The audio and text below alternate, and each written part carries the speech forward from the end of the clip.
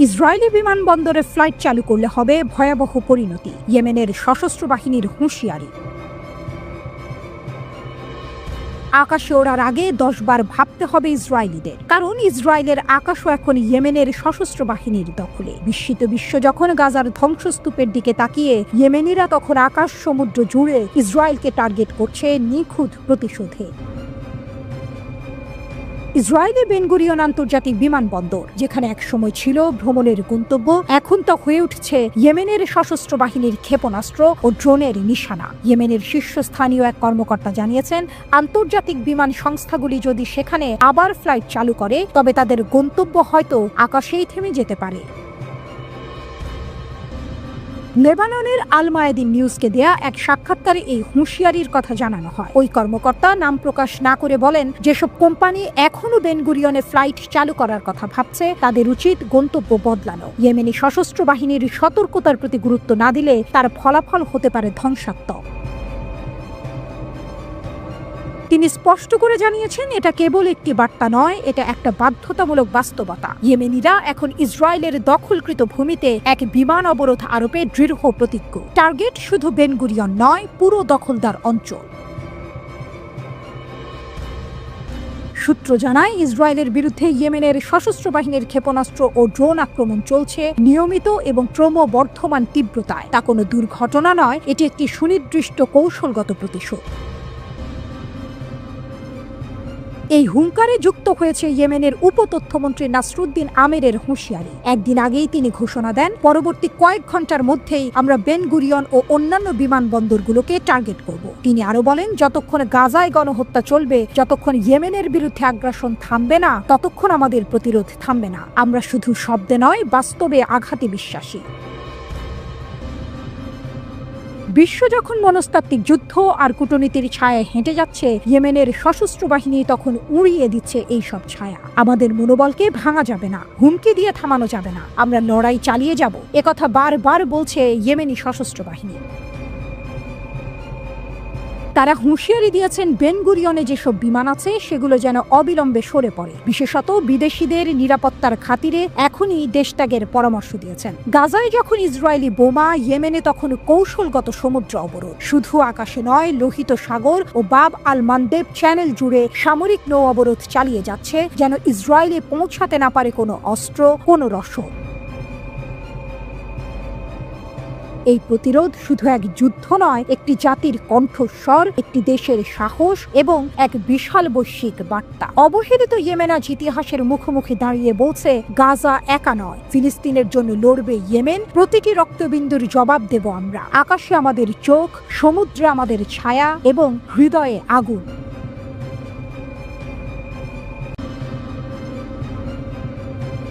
আবারও কেঁপে উঠল ইসরায়েলের আকাশ, যেন কোনো দুঃস্বপ্নের পুনরাবৃত্তি। ইয়েমেনের হুথি বিদ্রোহীরা তাদের ভয়ঙ্কর হাইপারসনিক ক্ষেপণাস্ত্র দিয়ে ইসরায়েলের আকাশ প্রতিরক্ষা ব্যবস্থাকে চ্যালেঞ্জ জানালো। তেল আবিবের প্রধান বিমানবন্দর বেন গুরিয়ন, যা কিনা ইসরায়েলের প্রবেশদ্বার, গত কয়েকদিনের মধ্যে দ্বিতীয়বারের মতো সেই ক্ষেপণাস্ত্রের ভয়ে স্তব্ধ হয়ে গেল। আকাশ থেকে আসা এক অচেনা ধাতব ঝড়, যা রাডারের চোখ ফাঁকি দিয়ে ভয়ঙ্কর গতিতে ধেয়ে যায় ইসরায়েলি শহরের দিকে। ইসরায়েলের লাখো মানুষ সেই আতঙ্ক নিয়েই ছুটে গিয়েছিল বাংকারের দিকে। হাইপারসনিক ক্ষেপণাস্ত্রের হামলায় বেন গুরিয়ন বিমানবন্দর সাময়িকভাবে বন্ধ করে দেওয়া হয়। বাতিল করা হয় একের পর এক ফ্লাইট। বিমানবন্দরের ভেতরে মানুষের দৌড়াদৌড়িতে বেশ কয়েকজন আহতও হন। এই দৃশ্য বুঝিয়ে দেয় কতটা অসহায় হয়ে পড়েছে ইসরায়েল, যাদের আকাশ প্রতিরক্ষা একসময় অপরাজেয় বলে মনে করা হতো। সম্প্রতি যুক্তরাষ্ট্র ইয়েমেনের হুথি বিদ্রোহীদের সাথে একটি যুদ্ধবিরতি চুক্তি করেছে। আপাত দৃষ্টিতে মনে হতে পারে এতে হয়তো কিছুটা শান্তি ফিরে আসবে, কিন্তু আসল টুইস্টটা এখানে। এই চুক্তিতে যুক্তরাষ্ট্র নিজেদের সরিয়ে নিয়েছে, একা ফেলে রেখে গেছে তাদের দীর্ঘদিনের মিত্র ইসরায়েলকে। আর সেই সুযোগটাই নিয়েছে হুথিরা। চুক্তি হওয়ার পর থেকে তারা ইসরায়েলের ওপর হামলা আরও জোরদার করেছে। তাদের ভয়ঙ্কর সব আক্রমণে এখন দিশেহারা নেতানিয়াহুর সরকার। হুথিরা, যাদের একসময় হয়তো দুর্বল প্রতিপক্ষ হিসেবে গণ্য করা হতো, আজ তারা ইসরায়েলের জন্য মূর্তিমান আতঙ্ক। তাদের সামরিক শক্তি ক্রমশ বাড়ছে আর তার প্রমাণ মিলছে তাদের একের পর এক সফল হামলায়। মঙ্গলবার তারা নিজেরাই নিশ্চিত করেছে যে তাদের ক্ষেপণাস্ত্র ইসরায়েলের আকাশ প্রতিরক্ষা ভেদ করে বেন গুরিয়ন বিমানবন্দরে আঘাত হেনেছে। শুধু তাই নয়, ক্ষেপণাস্ত্রের ভয়ে জেরুজালেম এবং তেল আবিবের মতো গুরুত্বপূর্ণ শহরগুলোতেও সতর্কতামূলক সাইরেন বেজে ওঠে। সাধারণ মানুষ ভয়ে দিশেহারা হয়ে আশ্রয় কেন্দ্রের দিকে ছুটে যায়। কয়েকদিনের মধ্যে ইসরায়েলের সবচেয়ে গুরুত্বপূর্ণ বিমানবন্দরে এটা দ্বিতীয় হামলা। প্রথম হামলার ব্যাপক ক্ষয়ক্ষতির পর থেকেই অনেক বিদেশি বিমান সংস্থা ইসরায়েলে তাদের ফ্লাইট বাতিল করে দিয়েছে। প্রশ্ন হলো, কিভাবে হুথিরা ইসরায়েলের আকাশ প্রতিরক্ষার মতো শক্তিশালী বলয় ভেদ করে একের পর এক হামলা চালাচ্ছে? এটা কি ইসরায়েলের প্রতিরক্ষা ব্যবস্থার দুর্বলতা, নাকি হুথিদের অত্যাধুনিক অস্ত্রের অভাবনীয় ক্ষমতা? লোহিত সাগরে গত 1.5 মাসেরও বেশি সময় ধরে মোতায়েন ছিল যুক্তরাষ্ট্রের শক্তিশালী নৌবহর, যুদ্ধ জাহাজ এবং যুদ্ধ বিমান। তাদের কাজ ছিল হুথিদের দমন করা, কিন্তু ফল হয়েছে উল্টো। এই সময়ে হুথিদের হামলায় বেশ কয়েকটি ড্রোন ধ্বংস হয়েছে, এমনকি মার্কিন যুদ্ধ জাহাজগুলো মারাত্মক ক্ষতির শিকার হয়েছে। শেষ পর্যন্ত প্রায় $1 বিলিয়ন বেশি ক্ষতির পর মার্কিন প্রেসিডেন্ট ডোনাল্ড ট্রাম্প ইয়েমেনের এই গোষ্ঠীর ওপর হামলা বন্ধের ঘোষণা দেন, কিন্তু এই সিদ্ধান্ত ইসরায়েলকে আরও বিপজ্জনক পরিস্থিতিতে ফেলে দেয়। হুথিরা স্পষ্ট ভাষায় জানিয়েছে, লোহিত সাগরে তারা অন্য কোনো জাহাজে হামলা না করলেও ইসরায়েলের কোনো জলযান তাদের হাত থেকে রেহাই পাবে না। শুধু তাই নয়, তারা ইসরায়েল জুড়ে তাদের হামলা আরও বাড়ানোর হুমকি দিয়েছে। লোহিত সাগরে মোতায়েন করা মার্কিন ক্ষেপণাস্ত্র প্রতিরক্ষা ব্যবস্থা হয়তো আগে কিছু হামলা ঠেকাতে পারত, কিন্তু এখন সেই সুরক্ষা বলয় আর নেই। নেতানিয়াহুর দেশ সরাসরি হুথিদের ক্ষেপণাস্ত্রের নিশানায় পরিণত হয়েছে। গাজায় ইসরায়েলের দীর্ঘদিনের কার্যকলাপের বিরুদ্ধে গত 17 মাসে হুথিরা ইসরায়েলে 40টিরও বেশি ব্যালিস্টিক ক্ষেপণাস্ত্র হামলা চালিয়েছে, আর এখন যোগ হয়েছে হাইপারসনিক ক্ষেপণাস্ত্র এবং একের পর এক ড্রোন হামলা। হুথিদের এই ক্রমবর্ধমান শক্তি ইসরায়েলের জন্য এক গভীর উদ্বেগের কারণ হয়ে দাঁড়িয়েছে। তারা প্রমাণ করেছে, শুধু সংখ্যা বা আধুনিক অস্ত্র নয়, একটি সুসংগঠিত এবং দৃঢ়প্রতিজ্ঞ গোষ্ঠী যে কোনো শক্তিশালী প্রতিপক্ষের বিরুদ্ধেও রুখে দাঁড়াতে পারে।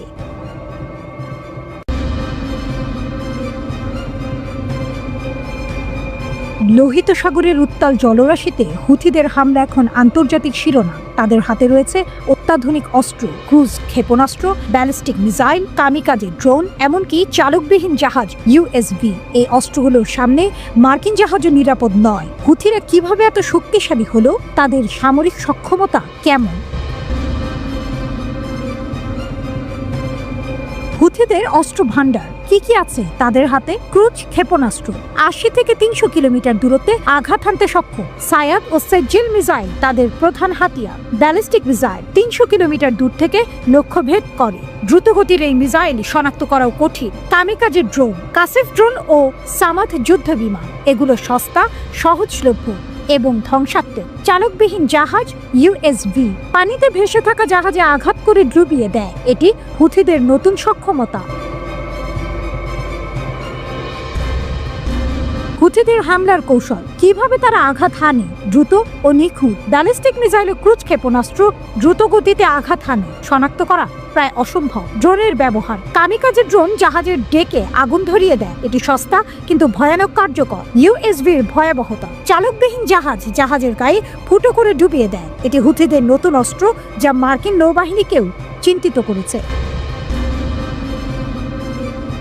সমুদ্রের ইতিহাসবিদ সাল মার্কো নোগিয়ানো বিবিসিকে বলেন, ব্যালিস্টিক এবং ক্রুজ এই দুই ধরনের ক্ষেপণাস্ত্রই ড্রোনের চেয়ে অনেক বেশি শক্তিশালী, কারণ তাদের সাথে বড় যুদ্ধাস্ত্র থাকে এবং আরো বেশি গতিশক্তি থাকে। মার্কো গলিয়ানো বলেন, একমুখী ড্রোনগুলোর সংখ্যায় অসংখ্য, কারণ এগুলো খুবই সস্তা এবং সহজেই ব্যবহার করা যায়, তবে একটু ধীর গতি। এই ড্রোনগুলো ঠিক পানির উপর জাহাজের ভেসে থাকা জায়গা বরাবর আঘাত করে এবং তা থেকে আগুন ধরে যাওয়াটা হলো সবচেয়ে দুশ্চিন্তা। হুথিদের সাফল্য কতটা শক্তিশালী তারা? সৌদি আরবের উপর হামলা। 2017 সাল থেকে হুথিরা সৌদি তেল স্থাপনা ও জাহাজে ব্যাপক হামলা চালিয়েছে। লোহিত সাগরে আধিপত্য। গাজায় ইসরায়েলের গণহত্যার প্রতিবাদে হুথিরা লোহিত সাগরে ইসরায়েলি ও মার্কিন জাহাজের চলাচল বন্ধ করে দিয়েছে। মার্কিন জাহাজে হামলা। 2023 সালে জানুয়ারিতে হুথিরা প্রথমবারের মতো চালকবিহীন জাহাজ ব্যবহার করে মার্কিন জাহাজে হামলা চালায়। হুথিদের পেছনে কারা? হুথিরা ইরানের এক্সিস অফ রেজিস্ট্যান্স প্রতিরোধ বলয়ের অংশ। এই জোটে রয়েছে লেবাননের হিজবুল্লাহ, গাজায় হামাস। ইরান হুথিদের অস্ত্র, প্রশিক্ষণ ও আর্থিক সহায়তা দিচ্ছে। 2023 সালে যুক্তরাজ্য জাতিসংঘে প্রমাণ উপস্থাপন করেছে যে হুথিদের ক্ষেপণাস্ত্র ইরান থেকে চোরাচালান করা হয়েছে।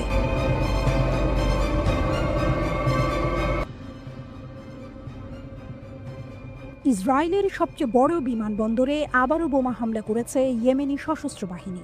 তারা দাবি করেছে যে বেন গুরিয়ন বিমানবন্দরে ক্ষেপণাস্ত্র হামলা চালিয়েছে। গত 2 সপ্তাহের মধ্যে এটি বিমানবন্দরটিতে তাদের দ্বিতীয় আক্রমণ।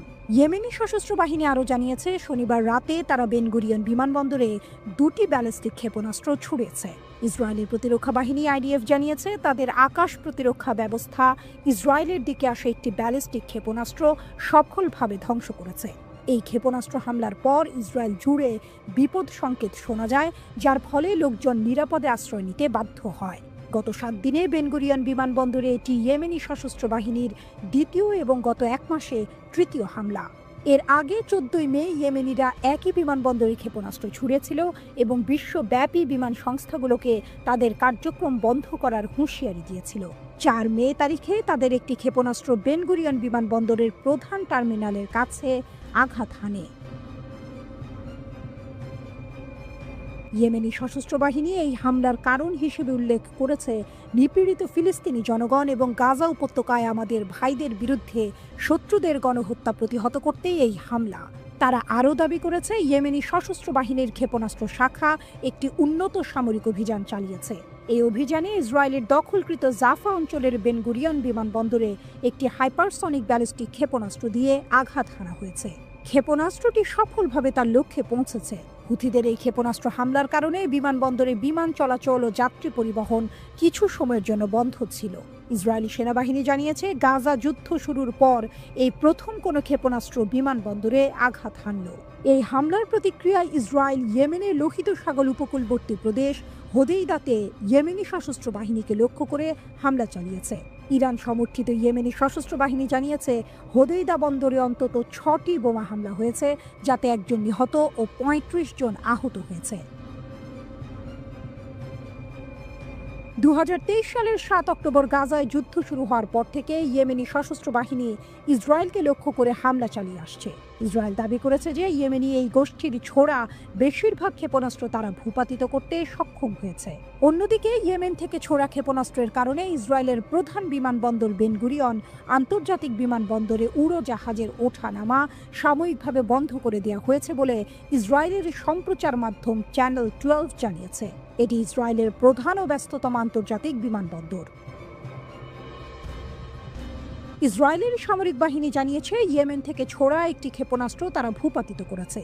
ইয়েমেন থেকে ক্ষেপণাস্ত্র ছোড়ার ফলে ইসরায়েলের মধ্যাঞ্চলে সতর্কতামূলক সাইরেন বাজানো হয়। চ্যানেল 12 ইসরায়েলি সামরিক বাহিনীর বরাত দিয়ে আরও জানিয়েছে ইয়েমেন থেকে ইসরায়েলের দিকে আরেকটি ক্ষেপণাস্ত্র ছোড়ার চেষ্টা করা হয়েছিল, তবে সেটি সফল হয়নি। ইয়েমেনের ইরান সমর্থিত সশস্ত্র বাহিনী ইসরায়েলকে লক্ষ্য করে ক্ষেপণাস্ত্র নিক্ষেপ অব্যাহত রেখেছে। তারা লোহিত সাগরে ইসরায়েল সংশ্লিষ্ট ও পশ্চিমা পণ্যবাহী জাহাজেও হামলা চালিয়ে আসছিল। এর জবাবে যুক্তরাষ্ট্র ও তার মিত্ররা ইয়েমেনে হামলা চালায়। তবে সম্প্রতি লোহিত সাগরে জাহাজের ওপর হামলা বন্ধে ইয়েমেনি সশস্ত্র বাহিনী যুক্তরাষ্ট্রের সঙ্গে একটি যুদ্ধবিরতিতে সম্মত হয়েছে।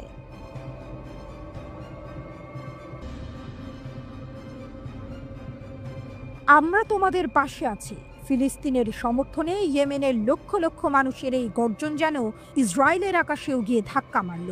অবরুদ্ধ গাজার মানুষ যখন গণহত্যা আর অনাহারের শিকার, তখন তাদের সমর্থনে রাস্তায় নেমে এলো ইয়েমেনের জনতা। গাজার সাথে গণহত্যা ও অনাহার মোকাবেলায় এই স্লোগান শুধু একটি বার্তা নয়, বরং আরব বিশ্বের নীরবতার মুখে এক জ্বলন্ত প্রতিবাদ।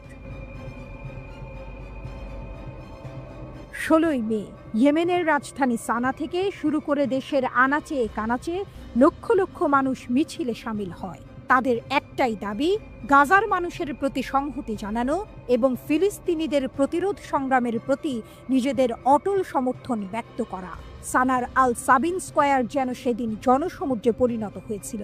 এই বিশাল সমাবেশ নাখবার বার্ষিকীতে ফিলিস্তিনিদের কাছে এক ঐক্যের বার্তা পৌঁছে দেয়। তারা ঘোষণা করে, তোমাদের ধৈর্যের মাধ্যমে তোমরা নাখবার পুনরাবৃত্তি রোধ করো। এই কথাগুলো যেন শুধু সান্ত্বনা নয়, বরং এক নতুন আশার সঞ্চার করে। বিক্ষোভকারীরা আরও যোগ করে, আমরা তোমাদের সাথে এবং তোমাদের পাশে আছি। নাখবার পুনরাবৃত্তি হবে না। অত্যাচারী সত্তার পতনের মাধ্যমে ঈশ্বরের অনিবার্য প্রতিশ্রুতি পূর্ণ হবে। তাদের কণ্ঠে ছিল দৃঢ় বিশ্বাস আর ইসরায়েলের প্রতি ঘৃণা। সানায় অনুষ্ঠিত এই জনসমুদ্র ফিলিস্তিনিদের অদম্য মনোবলের প্রশংসা করে। তারা বলে, গাজার মানুষের স্থিতিশীলতা ইসরায়েলি শত্রুর বিরুদ্ধে এক বিশাল প্রাচীর হয়ে দাঁড়িয়েছে এবং এই অঞ্চলকে আরও বড় বিপর্যয়ের হাত থেকে রক্ষা করছে। এমনকি ফিলিস্তিনি ইসলামিক জিহাদের সামরিক শাখা আল কুদস ব্রিগেডের পাঠানো প্রশংসা বার্তায়ও ইয়েমেনি জনতা গর্ববোধ করেছে। এই অভূতপূর্ব বিক্ষোভের ডাক দিয়েছিল আনসার আল্লাহ নেতা সৈয়দ আব্দুল মালিক আল হুথি। তার সাপ্তাহিক ভাষণে তিনি গাজার সমর্থনে ইয়েমেন জুড়ে লক্ষ লক্ষ মানুষের মিছিলের আহ্বান জানান। তিনি স্পষ্ট ভাষায় বলেন, গাজার সমর্থনে ইয়েমেনের অবস্থান কখনো টলমল করেনি, বরং সবসময়ই দৃঢ় ছিল এবং থাকবে। এই গণজমায়েতগুলো ফিলিস্তিনিদের প্রতি আরব ও মুসলিম বিশ্বের মানুষের ধর্মীয়, মানবিক ও নৈতিক দায়িত্বের ওপর জোর দেয়। বিক্ষোভকারীরা মনে করিয়ে দেয়, সময়ের সাথে সাথে এই দায়িত্বগুলো ম্লান হয়ে যেতে পারে না। তারা ফিলিস্তিন ও এর পবিত্র স্থানগুলো রক্ষার জন্য বাস্তব পদক্ষেপ নেয়ার এবং নিজেদের সমস্ত সক্ষমতা কাজে লাগানোর আহ্বান জানায়। তাদের মতে সবচেয়ে সহজলভ্য এবং প্রভাবশালী কাজগুলোর মধ্যে অন্যতম হলো ইসরায়েলি পণ্য বয়কট করা। একদিকে যখন লক্ষ লক্ষ মানুষ গাজার সমর্থনে রাস্তায়, অন্যদিকে ইয়েমেনের সামরিক বাহিনী কিন্তু চুপচাপ বসে নেই। মার্চ মাসে গাজা যুদ্ধবিরতি ভেঙে যাওয়ার পর থেকে তাদের সামরিক অভিযান আরও জোরদার করেছে। বৃহস্পতিবার ইয়েমেনি সশস্ত্র বাহিনী ওয়াইএএফ অধিকৃত ইয়াফার ইসরায়েলি বেন গুরিয়ন বিমানবন্দরে একটি হাইপারসনিক ব্যালিস্টিক ক্ষেপণাস্ত্র নিক্ষেপ করেছে। তারা একে গাজা উপত্যকায় ইসরায়েলি শত্রুদের চালানো গণহত্যার বিরুদ্ধে জবাব বলে উল্লেখ করেছে। ওয়াইএএফ মুখপাত্র ব্রিগেডিয়ার জেনারেল ইয়াহিয়া সারি জানান, এই অভিযান সফলভাবে তাদের লক্ষ্যবস্তুতে আঘাত হেনেছে। এর ফলে লক্ষ লক্ষ ইসরায়েলি বসতি স্থাপনকারীকে আশ্রয় কেন্দ্রে ছুটতে হয়েছে এবং প্রায় 1 ঘন্টার জন্য বিমানবন্দরটির কার্যক্রম বন্ধ করে দিতে বাধ্য হয়েছে কর্তৃপক্ষ। ইয়েমেনি সশস্ত্র বাহিনী আরও কঠোর ভাষায় জানিয়েছে যে আগ্রাসন বন্ধ না হওয়া পর্যন্ত এবং গাজার ওপর থেকে অবরোধ না সরানো পর্যন্ত তাদের সামরিক কার্যক্রম আরও তীব্র ও বিস্তৃত হবে। বেন গুরিয়ন বিমানবন্দরে বিমান চলাচল বন্ধ করে দেয়া এবং লোহিত ও আরব সাগরে নৌ অবরোধ আরোপের মতো পদক্ষেপগুলো এই লক্ষ্য অর্জিত না হওয়া পর্যন্ত চলতেই থাকবে, এমনটাই হুঁশিয়ারি দিয়েছেন ইয়াহিয়া সারি। একদিকে মানবতাবোধের এক বিশাল ঢেউ, অন্যদিকে সামরিক শক্তির প্রদর্শন। ইয়েমেনের এই দ্বিমুখী পদক্ষেপ কি সত্যি গাজার মানুষের কষ্ট লাঘব করতে পারবে?